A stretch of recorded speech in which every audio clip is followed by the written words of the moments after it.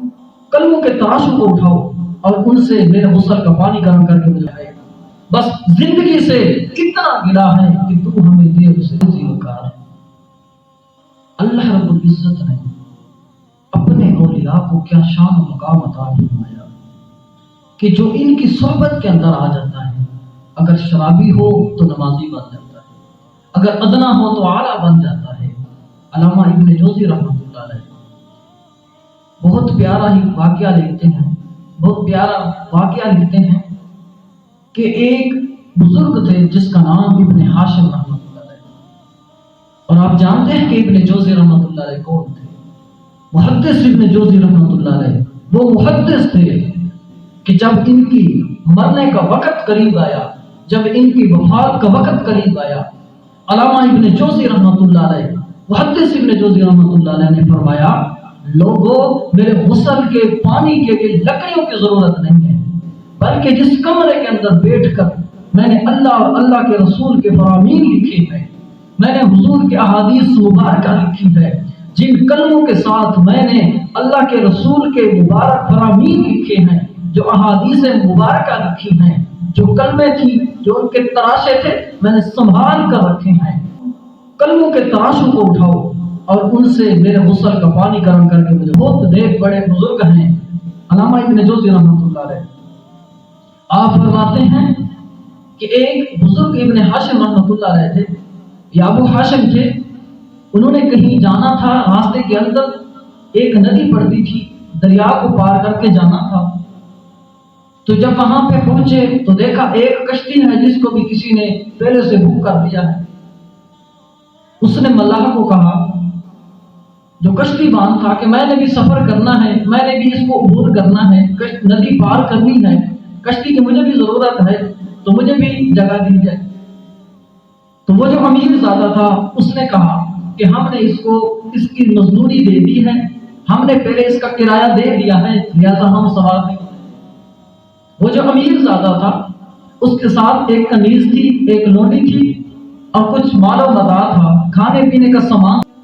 اس کنیز نے اس امیر زادے کو کہا کہ ہمیں یہ اللہ والا نظر آتا ہے، خوبصورت چہرے والا ہے، اللہ والا نظر آتا ہے، اگر یہ ہماری کشتی کے اوپر کسی کونے کے اندر بیٹھ جائے تو اس سے ہمیں کیا ہے؟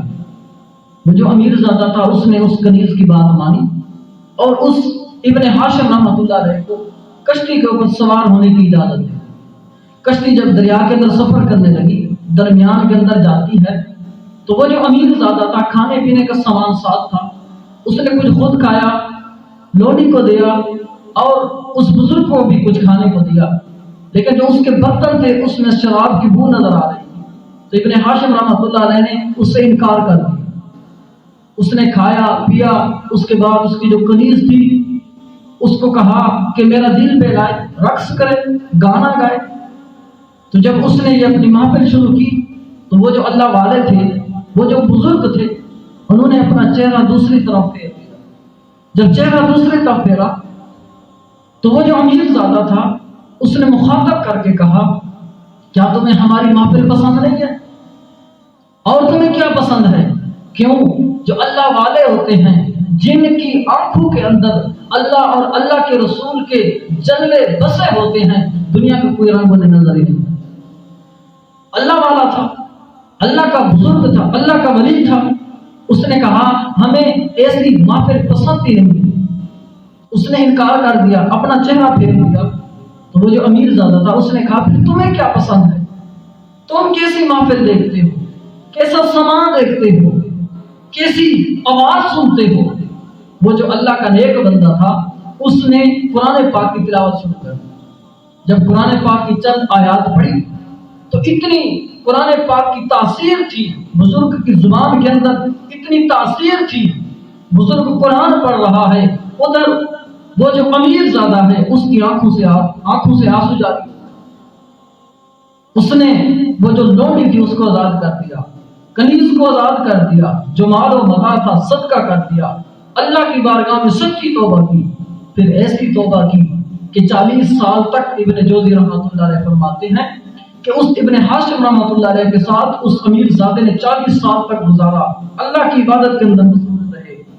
جب ان کے وفات کا وقت آیا، اس امیر زادہ کی مرنے کا وقت آیا، ابن ہاشم رحمۃ اللہ علیہ نے اس کی تدفین کی، غسل دیا، جنازہ پڑھا۔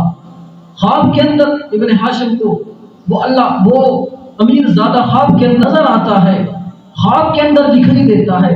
پھر اس کے بعد ابن ہاشم رحمۃ اللہ علیہ سے پوچھتے ہیں، اے امیر زادے بتاؤ اللہ نے تیرے ساتھ کیا معاملہ کیا ہے؟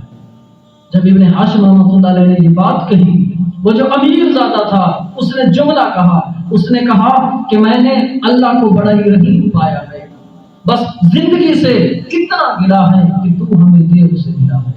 یہ اللہ والوں کی صحبت کا اثر ہے کہ ایک گناہگار، ایک شرابی، ایک کبابی جب ان کی صحبت اختیار کر لیتا ہے تو اللہ تعالیٰ اس کی توبہ بھی قبول فرما لیتا ہے، اس کو جنت میں آنا مقام دیتا ہے۔